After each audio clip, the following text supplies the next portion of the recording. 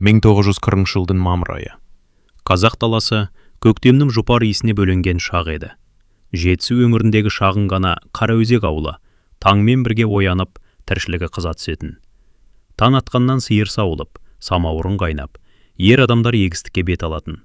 Ауылдың әр үйінен күлкі естіліп, балалар шаңға аунап, асыр салып ойнайтын. Ол кезде ешкімнің ойына арада бір-ақ жыл өткенде дүниені дүр сілкіндірген соғыс басталады деген ой да кіріп шықпаған. Ауылдың дәл ортасында бір-біріне қарама-қарсы орналасқан екі көрші шаңырақ бар еді. Бір үйде Еламан ата-анасы мен қарындасы Жамилемен бірге тұрды. Әткесі Жамбыл, ауылдағы сыйлы ұсталардың бірі. Қолы алтын, мінезі сабырлы, елдің бәрі құрметтейтін азамат болатын. Анасы Айман, Ақжарқын, Қонақжай, ауыл әйелдерінің арасында беделі бар жан. Ал көрші үйде Зағипа ата-анасымен және ағасы Жомартпен бірге өмір сүретін. Әкесі колхоздың озат диқаншысы еді. Анасы Сандуғаш ауылдың қыз-келіншектеріне тігін тігетін, ісмерлігімен танылған әйел болатын. Екі отбасының арасы туыстан да жақын еді. Бірінің есігі жабылса, екіншісінің есігі ашық тұратын. «Еламан!» деп анасы дауыстады. «Е апа, таңнан бері Зағипамен кетіп қалдың, әкең сені іздеп жүр. Қазір келем». Еламан қолындағы ағаш қылышын жерге лақтырып, «Зағипа, кешке тағы ойнаймыз», деді. «Міндетті түрде». Екеуі күліп қоштасты. Сол кезде Жомарт алыстан қарап тұрды. «Сен неге үндемейсің?» деді қарындасы Зағипа. «Ештеңе. Ренжіп тұрсың ба?» «Жоқ». Негізі Жомарт Еламанның Зағипамен көп жүргенін ұната бермейтін, бірақ оны қызғаныш деп ойлаған жоқ. Қарындасынды біреу ренжітіп қоя ма деген ағалық сезім шығар деп жүретін. Жаз шыққан сайын балалардың мекені ауыл сыртындағы өзен болатын. Бір күні Еламан, Зағипа, Жомарт және Жамилә жарысып суға тас лақтырып отырды. «Кімнің тасы әрі ұшады?» деді Еламан. «Менікі», деді Зағипа. «Қыз баланың қолынан келе ме екен?» «Қазір көрсетемін». Зағипа бар күшімен лақтырған тас судың бетімен 4 рет секіріп өтті. «Көрдің ба?» Еламан таңырқап қалды. «Сен менен де мықты екенсің». «Әрине». Балалардың күлкісі өзеннің арғы бетіне дейін жетіп жатты. Күндердің бірінде ауылда үлкен той болды. Домбыра тартылып, алты бақан құрылып, жастар ән айтып би биледі. 16 жасқа жана толған Зағипа алғаш рет ақ көйлегін киіп шықты. Ұзын қара бұрымы беліне дейін түсіп тұр. Еламан оны көрген сәтте үнсіз қалды. «Не болды?» деді жанындағы Жамбыл. «Ештеңе. Әлгі көрші қызға қарап қалдың ғой?» Еламан жымиып қойды. «Жоқ. Өтірік айтпа. Әлі кішкентаймыз. Бүгін кішкентайсыңдар, ертең есейесіңдер». Жамбыл күліп кетті. Ал Еламанның жүрегі бұрынғыдан өзгеше соғып тұрды. Кешке қарай алты бақан басына жастар жиналды. Зағипа тербеліп тұрғанда Еламан жақындап келді. «Қорықпайсың ба?» «Жоқ». «Қатты итерейін бе?» «Итер». Алты бақан көкке көтерілген сайын Зағипаның күлкісі ауылды жаңғыртып жатты. Еламан сол күлкіні өмір бойы естігісі келетін өзде байқамай қалды. Бірақ бұл көріністі алыстан бақылап тұрған тағы бір жан бар еді. Ол Сандуғаш, Зағипаның жан құрбысы. Ол да Еламанға бала кезден ерекше бауыр басып өскен. Бұрын оған мән бермейтін, бірақ соңғы кезде Еламанның көзі үнемі Зағипаны іздейтін байқап жүр. Сол сәтте оның жүрегіне алғаш рет қызғаныш ұялады. Зағипа өте әдем болып кетіпті. «Е», деді жандағы қыз, «бәрі соған қарап жүр». Сандуғаш үнсіз қалды. Неге дәл Зағипа деген ой көкейінен кетпей қойды. Сол түні ауыл үстін ерекше тыныштық басты. Еламан үйінің алдындағы орындықта жалғыз отырды. Қолында өзі жонып жасаған кішкентай ағаш жүзік бар. Оны Зағипаға сыйламақ, бірақ батылы жетпей жүр. «Ертең берем», деді өзіне өзі. Дәл сол сәтте аспанға қарады. Жұлдыздар жарқырап тұр. Ол болашағын дәл осылай жарық елестететін. Бірақ мыңдаған шақырым жерде Еуропада соғыстың қара бұлты қоюланып келе жатқанын, ал арада бір жыл өтпей сол алапаттың қазақ ауылына да жететінін Еламан да, Зағипа да, олардың ата-аналары да әлі білмейтін еді. 1940 жылдың жазы ерекше жаймашуақ өтті. Қараөзек ауылы бұрынғысынша таңмен бірге тіріліп, кешке дейін еңбекпен қайнайтын. Таң бозынан әйелдер сиыр сауып, ер адамдар колхоздың егістігіне кетеді. Ал кеш түсе, ауылдың жастары клубтың алдына жиналып, ән айтып алты бақан тебетін. Еламан мен Зағипа да күн сайын бірге жүретін. Олардың достығына ауыл адамдары бұрыннан үйреніп кеткен. Бұлар кішкентайынан бірге өсті ғой. дейтін үлкендер күлімдеп. Бірақ уақыт өте келе бәрі өзгере бастады. Бір күні Жамбыл ақсақал Еламанды өзімен бірге шабындыққа ертіп шықты. Күн тас төбеге көтерілген шақ. Екеуі шөп шауып жүріп аз-кем тыныстады. Жамбыл олына көз қиығын салды. Еламан: «Е, әке, биыл бойың қатты өсіпті». «Байқамадым». «Байқамайсың, бірақ ер азамат болдың». Еламан үндемеді. Әкесі сәл күлімсіреп: «Саған бір сұрақ қояйын». «Қойыңыз». «Зағипаны ұнатасың ба?» Еламан қолындағы орағын жерге түсіріп алды. «Әке, қорықпа, жауап бер». «Білмеймін». «Өтірік айтпа». Ұлы ұзақ үнсіз отырды. Сосын жай ғана «Е», деді. Жамбыл басын изеді. «Мен оны бұрыннан байқап жүрмін». «Анам естісе ұрса ма?» «Неге ұрсын? Біз әлі жаспыз ғой». «Е, сондықтан асықпа. Бірақ бір нәрсені ұмытпа». «Нені?» «Қыз баланың жүрегін ешқашан жылатпа». Еламан әкесінің сөзіне ойланып қалды. Сол күні кешке Зағипа шешесі сандуғашқа тігін тігуге көмектесіп отырды. «Қызым». «Е, анашым. Саған жігіттер қарай бастапты». Зағипа ұялғаннан инесін түсіріп алды. «Қойыңызшы. Мен бәрін көремін». «Ешкім қарамайды». «Еламан ше?» Зағипаның екі беті ду ете қалды. «Ол жай дос қой». «Шынымен бе?» «Е». Анасы жымиып, көздерін басқа нәрсені айтып тұр ғой. Зағипа үндемей қалды. Келесі күні бүкіл ауыл өзен жағасына шөп жинауға шықты. Жастар бір-біріне көмектесіп жүр.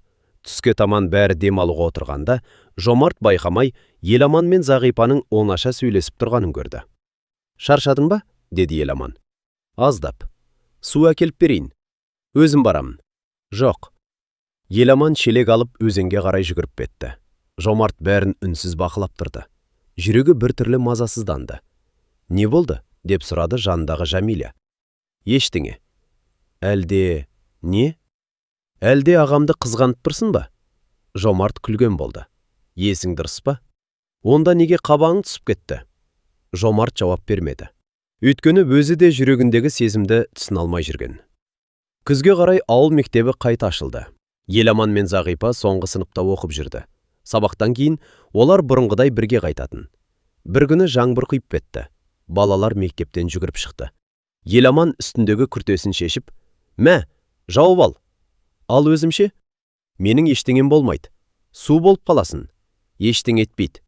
Зағипа күртені алғысы келмеді. Сонда Еламан өзі оның иығына жауып қойды. Осы көріністі мектептің терезесінен сандуғаш көріп тұрды. Кеудесін әлдебір ауыр сезім қысып өтті. Ол сыртқа шықпады, тек үнсіз қарап тұрды. Неге дәл Зағипа? Бұл сұрақ оның санасынан кетпейтін болды. Қазан айының соңында ауылда күзгі мереке ұйымдастырылды. Жастар ән айтып, би билеп жатты. Еламан домбырасын алып, халық әнін орындады. Ән аяқталғанда жұрт ұзақ қол соқты. Зағипаның көзіне еріксіз жас келді. «Неге жылап тұрсың?» деді Жамиля. «Білмеймін». «Ән ұнады ма?» «Е». «Әлде әншісі ме?» Зағипа күліп жіберді. «Қойшы сен». Бірақ дәл осы сәтте сандуғаштың жанында тұрған ауыл қызы сыбырлап қалды. Еламан мен Зағипа екеуі міндетті түрде үйленетін шығар. Бұл сөз сандуғаштың жүрегіне қанжардай қадалды. Қараша айының бір күні ауылға ауданнан бірнеше адам келді. Олар клубқа жиналыс өткізді. Европада жағдай қиындап барады. Германия бірнеше елге шабуыл жасап жатыр. Ел ішінде тәртіп керек. Үлкендер үнсінсіз тыңдап отырды. Балалар бұл әңгіменің мәнін түсінбеді. Оларға бәрі алыс дүниедей көрінді. Еламан сыртқа шығып кеткенде Зағипа оның жанына келді. «Не ойлап тұрсың?» «Білмеймін». «Әлгі жиналыс па?» «Е». «Соғыс бізге келмейтін шығар». Еламан күлімсіреп: «Жоқ, бізге ештеңе болмайды». «Рас па?» «Мен сені ешкімге жылатпаймын». Зағипа үндемей басын изеді. Екеуі де болашаққа сеніммен қарап тұрды. Бірақ дәл сол мезетте тарих мүлде басқа жолды дайындап қойған еді. 1940 жылдың қыркүйек айы еді. Қараөзек ауылы сары күздің құшағына енген.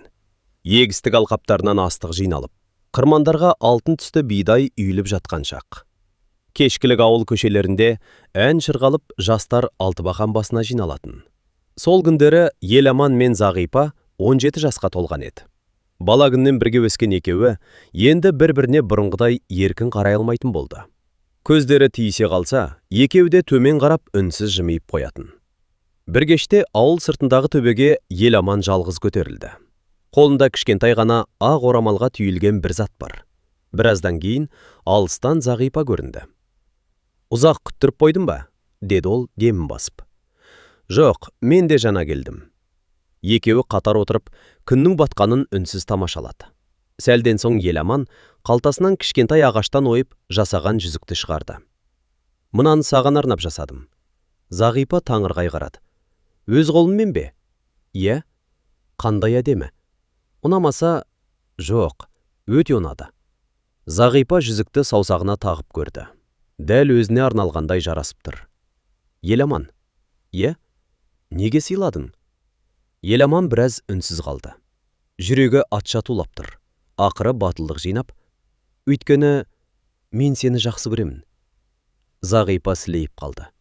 Жел ғана ақырын есіп тұр. Бірнеше секунд еш қайсысы сөйлеген жоқ. «Бірдеңе айтшы», деді Еламанның дауысы дірілдеп.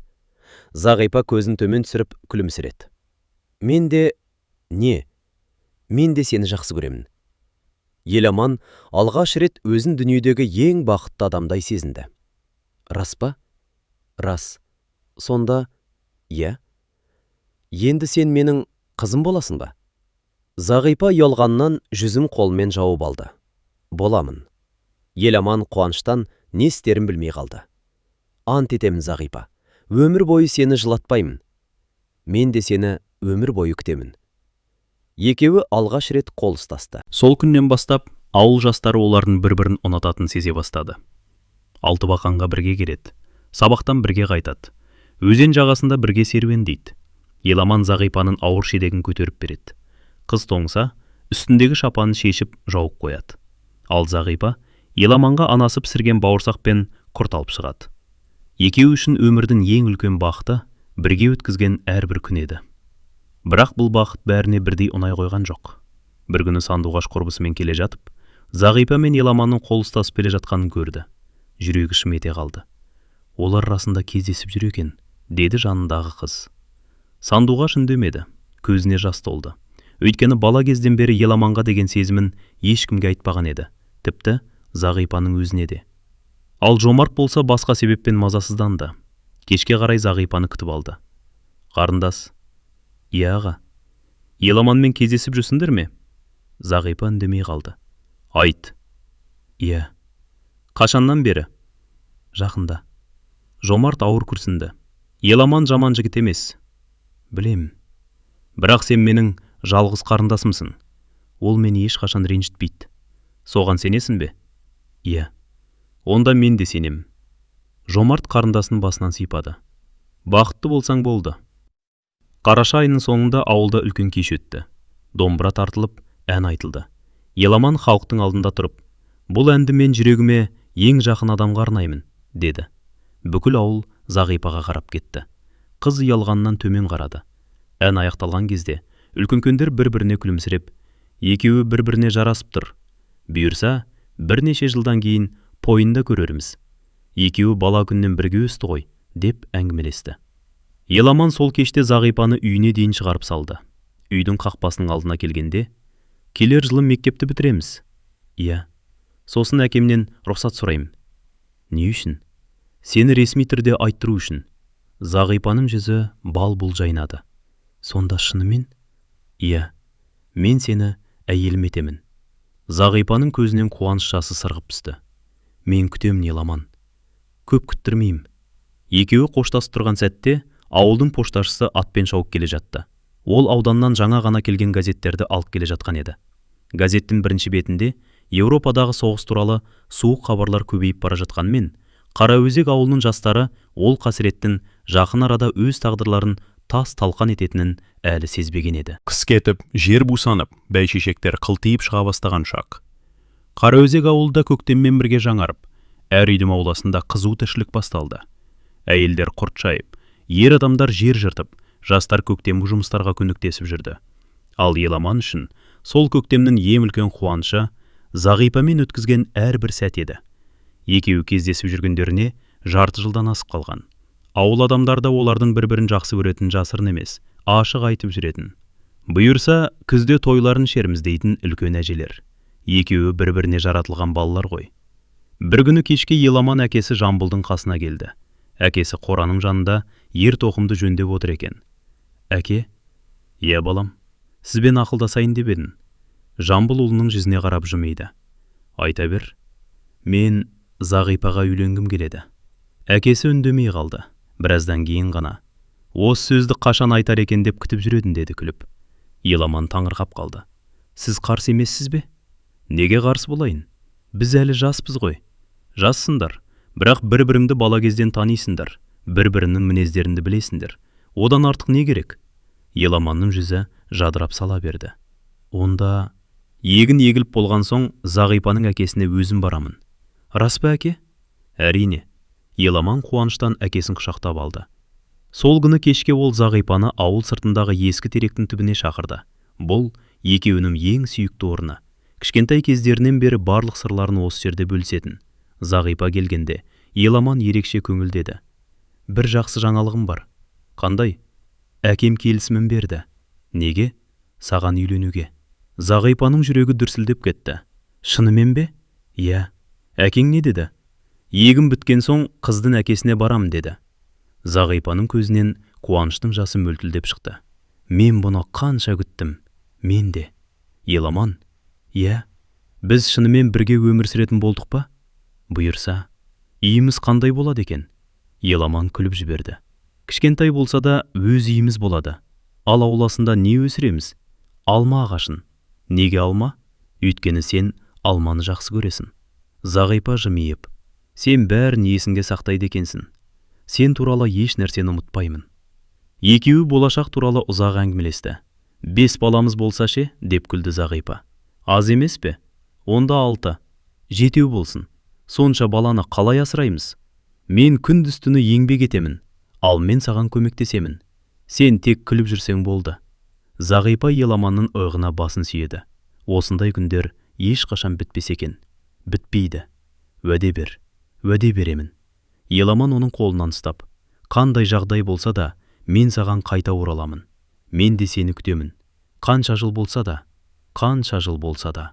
Екеуі ол сөздердің өмірлеріндегі ең ауыр сертке айналарын қайдан білсін. Бірнеше күннен кейін Жамбыл мен Айман көрші үйге қонаққа барды. Дастархан жайылып, шай құйылды. Әңгіме арасында Жамбыл сөз бастады. «Көрші, сізге айтар бір өтінішім бар». Зағипаның әкесі жымиып: «Айта беріңіз». Еламан мен Зағипа бір-бірін жақсы көреді. Үй іші үнсіз қалды. «Егер қарсы болмасаңыздар, күзде құда түссек деп едік». Зағипаның анасы Сандуғаш қызына қарап күлімсіреді. «Біз де байқап жүрміз. Қызымыздың бақыты болса, біз қарсы емеспіз». Зағипаның әкесі орын Өткенде 1941 жылдың 22 маусымы жексенбі күні таңертең ауыл клубының алдындағы қара радио қатты дауыспен сөйлей бастады. Ауыл адамдары абыржып сыртқа шыға бастады. Радиодан естілген алғашқы сөздер Қараөзектің ғана емес, миллиондаған адамның тағдырын бір сәтте өзгертіп жіберді. Бүгін таңғы сағат 4-те фашистік Германия Кеңес одағына тұтқиылдан шабуыл жасады. Еламан мен Зағипа бір-біріне үнсіз қарап қалды. Екеуінің де жүрегіне бұрын соңды болмаған үрей алады. Өйткені олар енді ғана басталғалы тұрған қасіреттің өз махаббаттарында ауыр сынаққа салатынын әлі білмеген еді. 1941 жылдың 23 маусымы. Кеше ғана күлкіге толы болған Қараөзек ауылы бір түннің ішінде өзгеріп кеткендей еді. Көшеде бұрынғыдай ән айтқан жастар жоқ. Алтыбақан үнсіз тұр. Ауыл адамдарының жүзінен күлкі жоғалып, әр үйдің алдында бір топ адам сыбырласып қана сөйлесетін болды. Барлығының әңгімесі біреу еді: соғыс. Еламан сол түні көзінмеді. Таң бозарып атқанда сыртқа шықты. Ауладағы орындықта әкесі Жамбыл үнсіз темекі тартып отыр екен. «Ұйықтамадыңыз ба әке?» «Сен де ұйықтамаған сияқтысың». «Иә». Екеуі ұзақ үнсіз отырды. Бір кезде Жамбыл ауыр күрсініп: «Біздің жастық шағымыз ашаршылықпен өтті. Енді сендердің бастарыңа соғыс келіп тұр». Еламан жерге қарап қалды. «Әке?» «Иә». «Егер шақырса, барасың». Мен де солай ойладым. Ер азамат елін қорғауға міндетті. Бірақ Зағипаны ойлап отырсын ба? Еламан үнсіз басын изеді. Үйленеміз деп жүрген едік. Жамбыл ұлының иығына қолын қойды. Мағыз махаббат күте білет балам. Ал қайтып келмесем ше? Ондай сөзді аузын алма. Соғыста бәрі болады ғой. Сен аман қайтасың. Қайдан білесіз? Әке жүрегі сезеді. Сол күні түске қарай ауылдық кеңестен хабар келді. Жас жігіттердің бәрі клуб алдына жиналуы керек екен. Еламан асықпай киініп шықты. Зағипа оның үйінің алдында күтіп тұр екен. Көзі қызарып кеткен. Түнімен жылағаны көрініп тұр. Еламан, «Иә, сен алып кете ме?» «Әзірге білмеймін. Қорқып тұрмын». Еламан оның қолынан ұстады. «Мен де қорқамын. Шын айтшы». «Иә, сен ешқашан қорқпайтын сияқты көрінетін едің. Елін сүймейтін адам ғана қорқпаймын деп өтірік айтады». Зағипаның көзінен жас тамып кетті. «Мен сені жоғалтқым келмейді». Еламан оның жасын сүртіп, «Жоғалтпайсың. Уәде бер». «Уәде берем». Клуб алдына бүкіл ауыл жиналды. Ауданнан әскери комиссар келіпті. Тізім оқыла бастады. «Еламан Жамбылұлы, осындамын. Ертең таңғы сағат 7-де аудан орталығына келесіз». Зағипаның аяғы дірілдеп кетті. Еламан көзін жұмып терең дем алды. Күткен күн келіп жеткен екен. Басқа жігіттердің де аты оқылды. Олардың арасында Жомарт та бар еді. Жомарт Еламанға қарап келді. «Бірге кететін болдық». «Иә, бір-бірімізге тірек боламыз. Міндетті түрде». Екеуі қол алысты. Сол сәтте екеуінің арасындағы бұрынғы қызғаныштың бәрі жоғалып кеткен еді. Енді оларды бір ғана мақсат біріктіріп тұрды. Отанды қорғау. Кешке ауылда ешкім ұйықтамады. Әр үйде көз жасы, әр үйде тұға. Зағипа Еламанды соңғы рет көру үшін үйінің сыртына шықты. Еламан қақпа алдында күтіп тұр екен. Екеуі үнсіз ауыл сыртына қарай жүріп кетті. Ай сәулесі ғана жолды жарық қылып тұр. «Есіңде ме?» деді Зағипа. «Не?» «Біз алғаш осы жерде кездескен едік». «Есімде. Сен маған ағаш жүзік сыйлағансың». Зағипа жүзікті мойнындағы жіпке тағып алған екен. «Күнде тағып жүрмін. Ешқашан шешпе». «Сен қайтқанша шешпеймін». Еламан қалтасынан кішкентай дәттер шығарды. «Бұл не?» «Күнделігім». «Маған не үшін?» «Мен жоқта сағынсаң оқып тұр». «Ал сен?» «Сенің суретіңді алып барам». Зағипа қалтасынан кішкентай қашарақ суретін шығарды. «Осы ғана бар». Еламан суретті екі қолмен ұстады. «Бұл менің ең қымбат дүнием болады». Біраз үнсіз тұрды. Жел ғана сыбырлайды. «Зағипа». «Иә?» «Егер...» «Ондай сөз айтпа». «Тыңдашы». «Жоқ». «Айтуың керек». Зағипа көз жасын тыя алмады. «Егер мен оралмасам...» «Жоқ». «Тыңда». «Айтпа». «Сен өміріңді тоқтатпа». «Мен сенсіз өмір сүрмеймін». «Жоқ». «Сен ғана менің бақытымсың». Еламан оның екі қолынан ұстап, «Маған уәде бер». «Қандай?» «Мені күтемін деп өз өміріңді қор қылмайсың». «Мен ешкімді сүйе алмаймын». «Қазір солай ойлайсың». «Жоқ». «Уақыт өзгертеді». «Мен өзгертпейді». Еламан оның маңдайынан ақырын сүйді. Бұл олардың алғашқы әрі ұзақ уақытқа соңғы кездесу екенін екеуі де сезгендей болды. Ертеңіне таң ата ауылдың шетіне жүк көлігі келді. Жастар бірінен соң бірі мініп жатты. Аналардың жоқтаған дауысы ауылды күмірентті. Айман ұлын құшақтап, «Балам, аман қайт» деп еңіреп жылады. Жамбыл көз жасын көрсетпеуге тырысты. Тек ұлының иығынан қағып, «Қазақтың баласы екеніңді ұмытпа». «Ұмытпаймын, әке». Еламан соңғы рет жан-жағына қарады. Халықтың арасынан Зағипаны іздеді. Зағипа жүгіріп келіп, көлікке мінгелі тұрған Еламанның қолын қысып үлгерді. «Мен күтемін» деді озылап. Еламан оның көзінен аққан жасты көріп, «Мен міндетті түрде ораламын» деп жауап берді. Жүк көлігі баяу қозғалды. Зағипа соңынан жүгіріп, «Еламан» деп айқайлады. Еламан артына бұрылып қолын бұлғады. Бұл олардың бір-бірін көрген соңғы сәт екенін сол кезде еш қайсысы білген жоқ еді. 1941 жылдың шілде айы. Бірнеше күндік жолдан кейін Еламан мен Жомарт жүздеген қазақ жігіттермен бірге әскери дайындық лагеріне жеткізілді. Олар өмірінде алғаш рет қолдарына нағыз қару ұстады.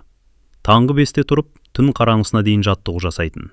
Бір күні командир: «Соғыс деген кинодағыдай емес. Бұл жерде әлсіздікке орын жоқ. Кім елін, анасын, сүйгенін ойласа, сол ғана аман қалады» деді. Еламанның көз алдына бірден Зағипаның жүзі елестеді. Мен саған берген уәдемді орындауым керек. Күздің басында олардың бөлімін майдан шебіне жөнелтті. Пойыз күндер бойы тоқтамай жүрді. Терезеден өткен ауылдар, қалалар көзден бұлбұл ұшты. Жомарт үнсіз отыр. Не ойлап отырсың, деді Еламан. Үйді. Мен де. Анам қазір жылап жүрген шығар. Менің де анам. Екеуі үнсіз қалды. Жомарт қалтасынан қарындасының суретін шығарды. Зағипаны сағындым. Еламан суретке ұзақ қарап тұрды. Мен де. Ол сені күтеді. Білемін. Аман қайтайық. Міндетті түрде. Бірнеше күннен кейін оларды майдан даласына кіргізді. Еламан алғаш рет жарылған снарядтың дауысын естіді. Жер солқылдап кетті. Аспанды қара түтін басты. Жан-жақтан «Алға! Жат! Дәрігер!» деген айқайлар естіліп жатты. Жас сарбаздардың кейбірі алғашқы шайқаста қаза тапты. Еламанның жанында келе жатқан 19 жасар жігіттің үстіне снаряд жарықшағы тиіп, жерге құлап түсті. «Аға!» деген соңғы сөзін ғана айтып үлгерді. Еламан алғаш рет адамның жан тапсырғанын көзімен көрді. Сол түні ол көзіле алмады. Құлағында әлгі жігіттің соңғы үні жаңғырып тұрды. Күндер айларға айналды, айлар жылдарға жалғасты. Қыстың аязында аяқтары тоңып, жаздың батпағында белуардан лай кешті. Кейде 3 күн бойы ыстық тамақ ішпейтін, қалталарында қатқан қара нан ғана болатын. Бір үзім нанды 4 адам бөлісіп жейтін кездер аз болмады. Сонда да ешкім шағымданбады. Әр кеш сайын Еламан төс қалтасынан Зағипаның кішкентай суретін шығаратын. Сурет әлде қашан сарғайып кеткен. Бұрыштары жыртылып та қалған. Бірақ ол үшін бұл сурет бүкіл дүниеден қымбат еді. Зағипа, деп сыбырлайтын. Мен тірімін. Мен саған міндетті түрде ораламын. Жомарт үнсіз тыңдап жататын. Сен күнде сөйлесесің ғой. Иә, естиді деп ойлайсың ба? Жүрек естиді. 1942 жылдың қаңтарында Еламан алғаш рет хат алды. Хатты анасы Айман жазыпты. Балам, біз аманбыз. Әкең күнде жұмыста. Зағипа күн сайын бізге кіріп көмектесіп жүреді. Ол сені күтіп жүр. Хат жазғанда алдымен сені сұрайды. Балам, өзімді сақта. Біз сені күтеміз. Еламан хатты бірнеше рет оқыды. Көзінен еріксіз жас шықты. Не болды, деді Жомарт. Үйдің иісі келіп тұрғандай. 1942 жылдың жазында ауыр шайқастардың бірі басталды. Бірнеше күн бойы тоқтаусыз атыс болды. Еламан бөлімшесімен бірге орман ішінде қоршауда қалды. Оқ дәрі азайды, тамақ таусылды. Жаңғыр астында 3 күн отырды. Сарбаздардың бірі: «Біз тірі шықпайтын шығармыз», деп күңкілдеді. Еламан ашуға булықты. «Олай деме». «Неге? Менің ауылда күтіп отырған адамдарым бар». «Бәріміздің бар. Онда тірі шығамыз». Сол шайқаста Жомарт ауыр жараланды. Жарылыс толқыны оны бірнеше метрге ұшырып жіберді. Еламан жүгіріп барды. «Жомарт! Жомарт!» 1945 жылдың мамыр айы. Германия. Жеңіс туралы хабар тарағанына 3 күн болған. Майдан даласында атыс тоқтағанымен, айнала әлде қираған үйлер мен күйген техникаларға толы еді. Кей жерлерде жер астына көмілген миналар әлі жарылмай жатқан. Еламан мен оның бөлімшесіне соңғы тапсырма берілді. «Орман ішін толық тексеріп шығындар. Жау қалдырған қару-жарақ пен миналарды анықтаңдар», деді командир. «Түсінікті». Жеңіс келгеніне бәрі қуанып жүргенімен, ешкім сақтықты ұмытқан жоқ. Еламан қолын төс қалтасына апарып, сарғайып кеткен суретті сипап қойды. Зағипаның күлімдеген жүзі. 4 жыл бойы дәл осы сурет оны ажалдан талай рет аман алып қалғанда еді. «Тағы аз ғана қалды», деді ол іштей. «Зағипа, мен үйге қайтып барам. Әкем мен анамды құшақтаймын. Саған берген уәдемді орындаймын». Ол жымиып қойды. 4 жыл бойы армандаған күніне санаулы күн ғана қалғандай көрінді. Бөлімше орман ішіне кірді. Бәрі үнсіз. Ағашаштардың арасынан анда-санда құстың үні ғана естіледі. Командир: «Асықпаңдар. Әр Хекмес-9-ның қадамдарында байқап басыңдар», деді. Еламан бір сәт жердегі қисайып жатқан неміс каскасын байқап, соған қарай еңкейе бергенде, «Гүрс!» Құлақты тұндырған жойқын жарылыс орман ішін жаңғыртып жіберді. Жер аспанға көтерілгендей болды. Еламан бірнеше метр жерге ұшып түсті. Көз алды қарауытып кетті. Құлағына ештеңе естілмейді. Тек алыстан біреулердің «Санитар, мұнда келіңдер, тірі!» деген дауыстары ғана көмескі жетті. Одан кейін бәрі тып-тыныш болды. Көзін ашқанда аппақ төбені көрді. Бейтаныс бөлме. Мұрнына дәрінің иісі келіп тұр. Басын қозғалтпақ болды. Бірақ басы шыдатпай ауырды. Жанындағы ақ халатты әйел оны байқап қалды. Дәрігер, ол есін жіді. Бөлмеге егде дәрігер кірді. Мені естіп тұрсың ба? Еламан үндемей қарады. Атың кім? Ұзақ үнсіздік орнады. Ол ернін қимылдатты, бірақ ештеңе айта алмады. Есіңде жоқ па? Еламан басын ауырсына ұстап қалды. Мен... Одан әрі сөзі шықпады. Қайдансың? Үн жоқ. Қай республикадансың? Үн жоқ. Отбасың бар ма? Кенет оның көз алдына бір сәтке қара бұрымды қыздың бейнесі елестеді. Бірақ дәл сол сәтте қайта жоғалып кетті. Білмеймін, деді ол сыбырлап. Дәрігерлер бірнеше күн бақылап жүрді. Қорытындысы ауыр болды. Жарылыс миына қатты әсер еткен. Жадының едәуір бөлігі жоғалған. Уақыт өте келе қалпына келуі мүмкін. Ал мүмкін ешқашан қалпына келмейді. Еламанның әскери киімі жарылыстан жыртылып кеткен. Қалтасындағы құжаттары өртеніп кеткен. Әскери кітапшасы да табылмады. Тек мойнындағы кішкентай темір жетоны ғана қисайып қалған. Ондағы жазудың жартысы өшіп кеткен еді. Тек ман деген бірнеше әріп қана анық көрінетін. Есімі толық белгісіз. Құжат жоқ. Туыстарын анықтау мүмкін емес, деп дәрігерлер құжатқа жазып қойды. Бірнеше ай өтті. Еламан жүріп тұруды қайта үйренді. Бірақ өткен өмірі тұман ішінде қалғандай болатын. Кейде түсінде қазақ даласын көретін, жусанның иісін сезетін, домбыраның үнін еститін, бір қыздың «мен күтемін» деген дауысын анық еститін. Ояна салысымен бәрі жоғалып кететін. Ол кім? Деп өзінен өзі сұрайтын, бірақ жауап таба алмайтын. 1945 жылдың қарашасы. Госпитальдан шығатын күн келді. Дәрігер оған құжаттарын тапсырды. Сен әзірге осы қалада қаласың. Менің үйім қайда? Біз білмейміз. Туған жерімше. Архивтен де ештеңе табылмады. Ешкім мені іздемеді ме? Дәрігер ауыр күрсінді. Соғыстан кейін мұндай жағдай мыңдаған сарбаздың басынан өтті. Сонда, сенің отбасың тірі ме жоқ па, біз де білмейміз. Еламан терезеге қарап ұзақ тұрды. Жүрегінің бір түкпірінде біреуді қатты сағынатынын сезетін, бірақ оның кім екенін есіне түсіре алмайтын. Бір күні госпитальда жұмыс істейтін медбике оған шай әкеліп отырып, сіз өте сабырлы адамсыз. Солай ма? Иә. Бірақ жүрегім бірдеңені жоғалтқандай. Уақыт бәрін емдейді. Еламан басын шайқады. Жоқ. Неге? Менің жүрегім бір адамды іздейді. Кімді? Білмеймін. Атын есіңізге түсіре алмайсыз ба? Ол көзін жұмды. Бір сәтке ғана. Қара шашты қыздың жүзі көрінді. Желмен тербелген ақ орамал. Көзіндегі мөлдір жас. Әлсіз ғана бір сөз құлағына келгендей болды. Ламан. Бірақ қалғаны қайтадан тұманға сіңіп кетті. Еламан екі қолымен басын ұстап қалды. Жоқ. Тағы ұмыттым. Ал сол сәтте Қазақстанның Қараөзек ауылында Зағипа күн сайын ауылдың шетіне шығып, бір ғана жолға қарап тұратын. Өйткені ол Еламанның тірі екеніне әлі де сенетін еді. 1946 жыл. Беларусь. Минск қаласының маңы. Қыс баяу аяқталып келе жатқан. Соғыстың ізі әлі де өшпеген.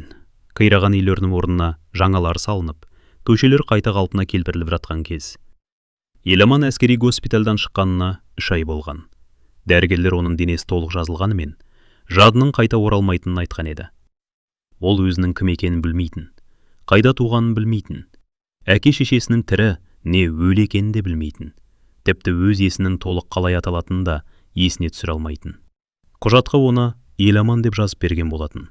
Себебі әскери жетондағы аман қалған жалғыз сөздің бірі осы еді.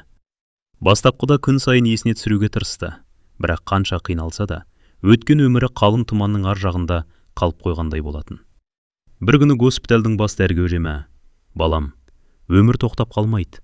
Өткеніңді іздей берген сайын өзімді жоғалтасың. Жаңа өмір баста, деді. Сол сөз Еламанның санасында ұзақ жаңғырып тұрды. Көп ұзамай ол Минскідегі вагон жөндейтін зауытқа жұмысқа орналасты. Қолы шебер екені бірден байқалды. Ағаш пен темірді ұқыпты өңдейді. Үлкендер: Сенің қолыңнан өнер тамып тұр екен, әкең де шебер болған шығар дейтін. Еламан үнсіз күліп қана қоятын. Өйткені әкесінің жүзін де есіне түсіре алмайтын. Кешкісін жалғыз бөлмесіне келген сайын терезеден ұзақ қарайтын. Ішінде түсіндіре алмайтын бір бос кеңістік болатын. Біреуді күтіп отырғандай, біреуді сағынғандай. Бірақ кім екенін білмейді. Кейде түсінде кең дала көреді. Жусанның иісі келеді. Домбыра үні алыстан естіледі. Қара шашты бір қыз оған қарай жүгіреді. Бірақ жүзі анық көрінер сәтте оянып кететін. Сен кімсің деп өзінен өзі сыбырлайтын. Жауап жоқ. Бір күні зауытқа жаңа есепші болып жас әйел келді. Есімі Жамиля. Соғыс кезінде әкесінен, кейін күйеуінен айырылған жесір әйел еді. Мінезі сабырлы, жүзі жылы, көзінде мұң бар.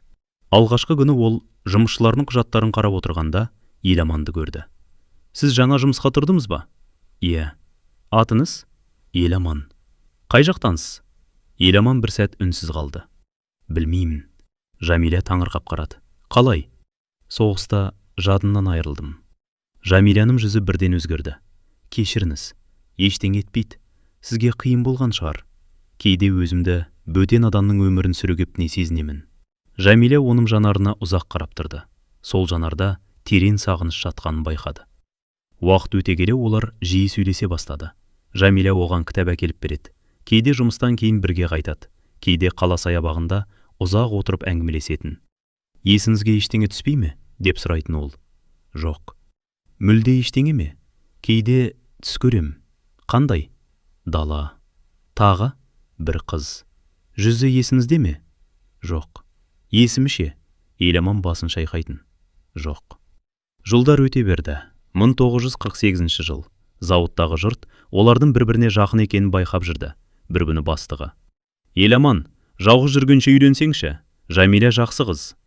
Еламан күлімсіреп қана қойды. Бірақ сол кеште бұл сөз оның ойынан кетпеді. Ол өзіне сұрақ қойды. Менің өткен өмірім жоқ па? Мені біреу күтіп отырған жоқ па? Мені біреу күтіп отырған жоқ па? Әлде бәрі соғыста қаза болды ма? Жауап таба алмады.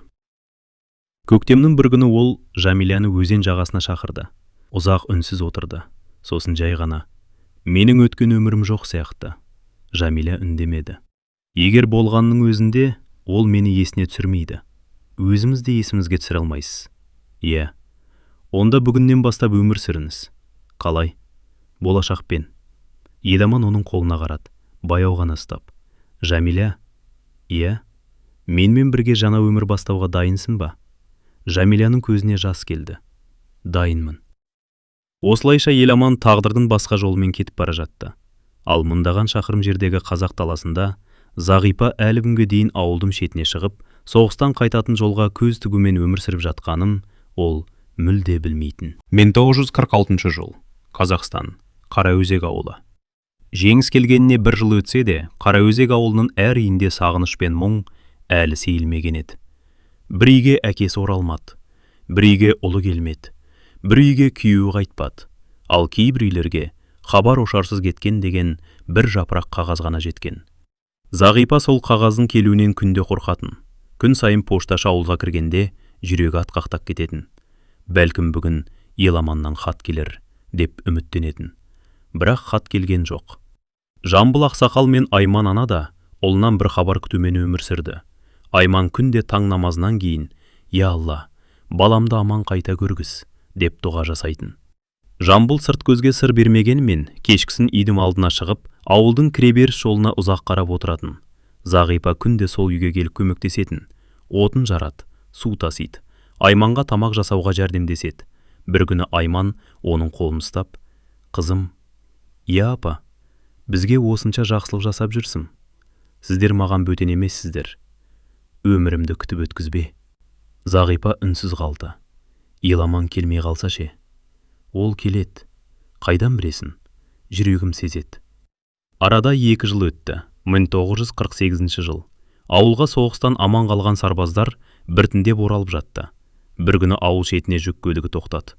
Ішінен бірнеше жауынгер түсті. Бүкіл ауыл жүгіріп шықты. Аналар балаларын құшақтап жылап жатыр. Әйелдер күйеулерін қарсы алып жатыр. Зағипа да жүгіріп барды. Көліктің ішін қайта-қайта қарап шықты. Бірақ Еламан жоқ еді. Сол күні кешке ол өзен жағасына барып ұзақ отырды. «Неге келмедің?» деп сыбырлады. Жауап беретін ешкім болмады. Көп ұзамай ауданнан ресми хабар келді. Онда «Еламан Жамбылұлы хабар ошарсыз кеткен» деп жазылған еді. Айман қағазды оқып отырып еңіреп жылады. «Жоқ, менің балам тірі. Ол өлі емес». Жамбыл қағазды үнсіз бүктеп қойды. Ол да сенбеді. Өйткені әке жүрегі әлі де ұлының тірі екенін сезетін. Жылдар өте берді. Зағипаға құда түсушілер көбейді. Ауылдағы да, көрші ауылдағы да жігіттер сөз салды. Бір күні анасы сандуға шайлап әңгіме бастады. «Қызым, иә, жасым 24-ке келді. Білемін, саған тағы да құда түсіп жатыр. Естіп жүрмін. Не дейсің?» Зағипа басын шайқады. «Мен ешкімге тұрмысқа шықпаймын. Қызым, мен Еламанды күтемін. 5 жыл өтті. 15 жыл өтсе де күтемін. Егер ол жоқ, тыңдашы, ол тірі». Сандуғаш қызының жанарын көріп, артық ештеңе айта алмады. Ал Жомарт соғыстан ауыр жарақат алып оралған болатын. Оның аяғы өмір бойы ақсап қалды. Бірақ оның аман келгеніне ауыл қуанды. Жомарт бір күні Зағипаның қасына келді. «Қарындас, иә аға, саған бір нәрсе айтуым керек. Айта бер. Соғыстың соңғы күндері Еламанмен бірге болдым». Зағипаның жүрегі зу ете қалды.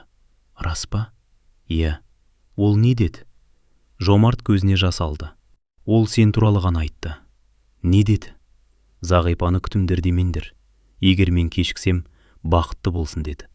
Зағипаның көзінен жас сорғалап кетті. «Мен ондай уәде бере алмаймын. Білемін, мен оны ұмыта алмаймын». Жомарт үнсіз қарындасын құшағына басты. Осылайша жылдар бірінің артынан бірі өте берді. Зағипа ауыл мектебіне мұғалім болып, бірақ әр күннің кешінде ауылдың шетіне барып, жалғыз соқпақ жолға көз тігетін. Көктемде де, жазда да, күзде де, қыста да. Ол жолмен Еламан бір күні қайта келеді деп сенетін. Ал дәл сол сәттерде Беларусь жерінде Еламан өзінің жаңа жары Жамилямен шағын үйде тұрып жатқан еді. Олардың дүниеге бір ұл, артынан бір қыз келді. Балаларына қарап күліп жүргенімен, кейде түн ортасында белгісіз мұңнан оянып кететін. Түсінде жусан иісі аңқыған кең даланы, белгісіз бір қыздың жылаған жүзін көретін. Бірақ оянған соң, сол қыздың кім екенін тағы да есіне түсіре алмайтын. Көктем енді ғана келіп, ағаштар бүршік жара бастаған кез. Еламан таңертең ерте үйінің ауласында отырып, шайын ішіп отыр еді. Самайын ақ қырау шалған. Жүзіндегі әжімдер өткен өмірдің ізіндей терең тартқан. 40 жыл.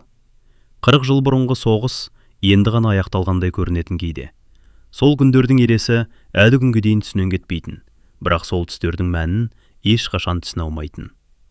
«Әке!» Үйден ұлы Виктор шығып келді.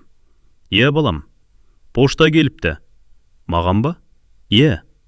Еламан конвертті жайлап ашты. Ішінде мөр басылған шақырту жатыр. Ол көзілдірігін тағып, асықпай оқи бастады. Ұлы жеңістің 40 жылдығына арналған салтанатты шараға Беларусь Республикасының ардагері Еламан Жамбылұлы шақырылады. Іс-шара Қазақстанның Алматы қаласында өтеді. Еламан бір жолды қайта-қайта оқыды.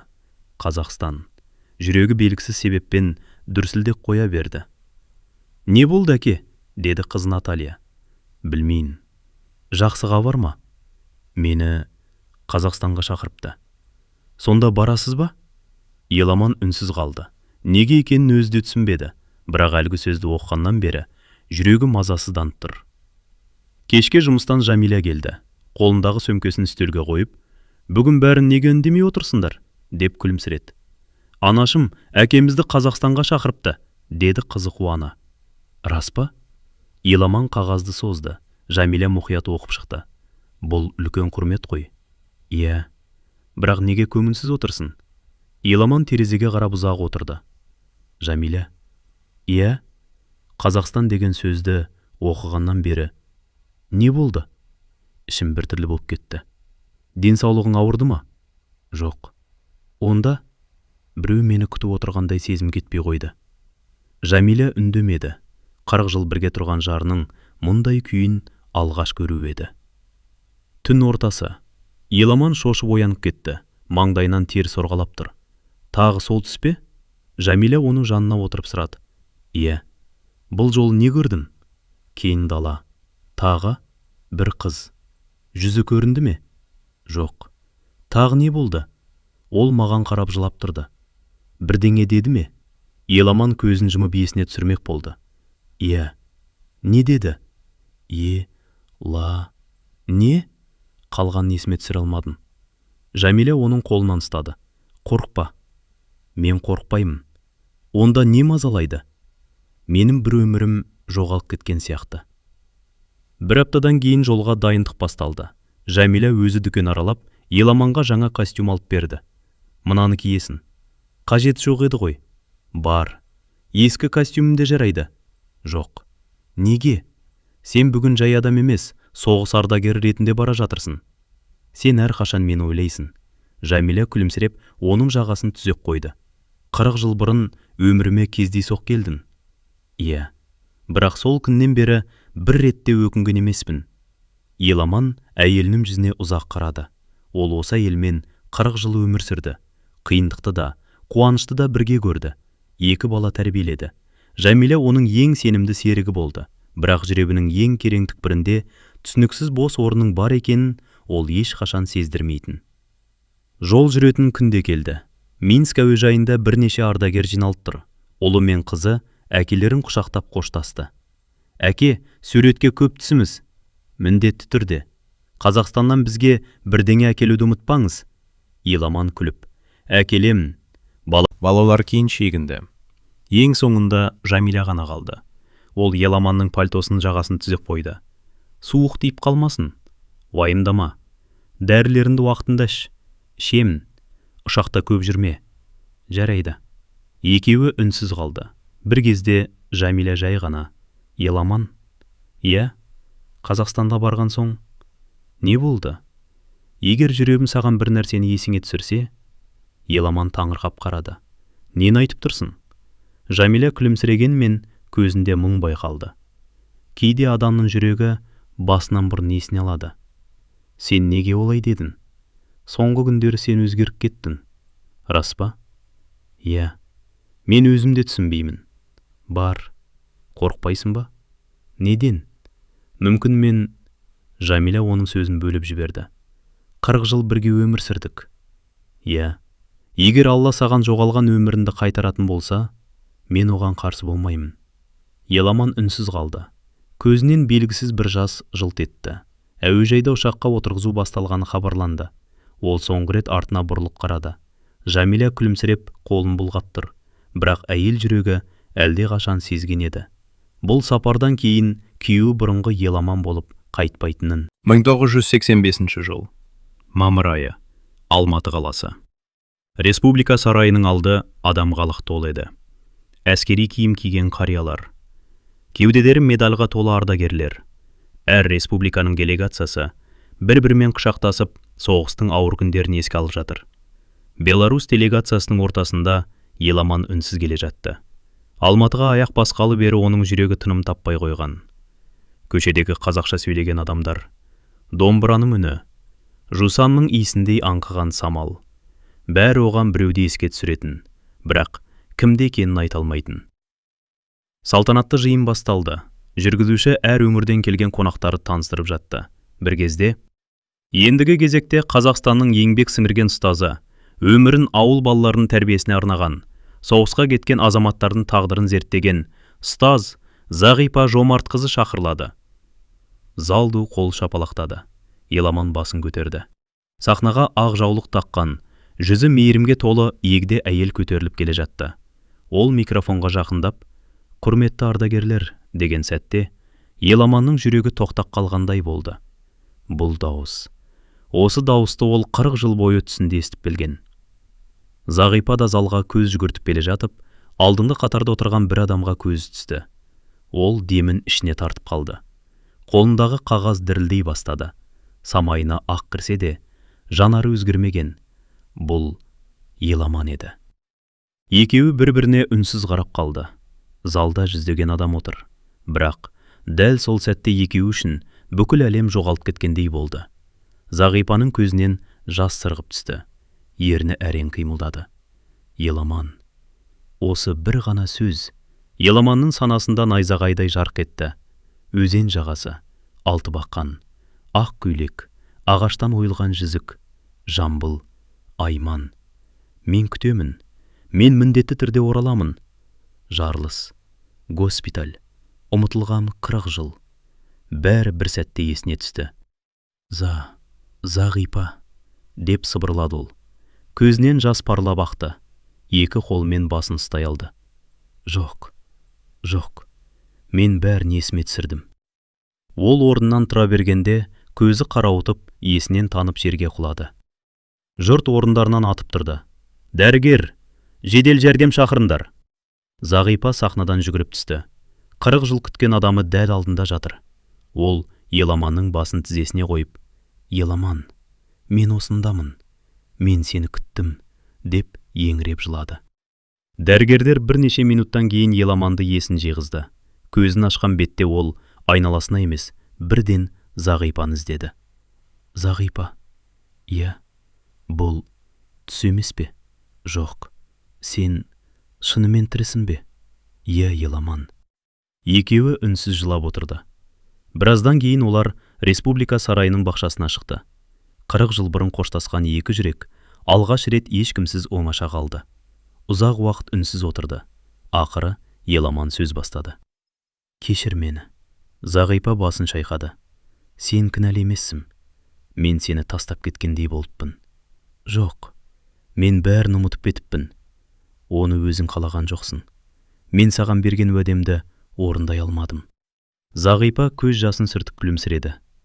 Сен уәдеңді бұзған жоқсың. Қалай? Сен қайтқың келді. Иә, бірақ тағдыр жібермеді. Еламан үнсіз жылады. 62 жасқа келген ер адамның көз жасы 40 жыл бойы іште қатқан өкініштің көз жасы еді. Сен тұрмысқа шықтың ба? Деп әрең сұрады Еламан. Зағипа жымиып басын шайқады. Жоқ. Неге? Өйткені мен бір адамға өмір бойы уәде берген едім. Еламан көзін жұмып жіберді. Мен сені бақытсыз еттім. Жоқ. Менің өмірім босқа өтті. Жоқ, Еламан. Онда мен күткеніме ешқашан өкінбедім. Себебі мен сүйе білдім. Біраз үнсіздіктен кейін Зағипа жай ғана сұрады.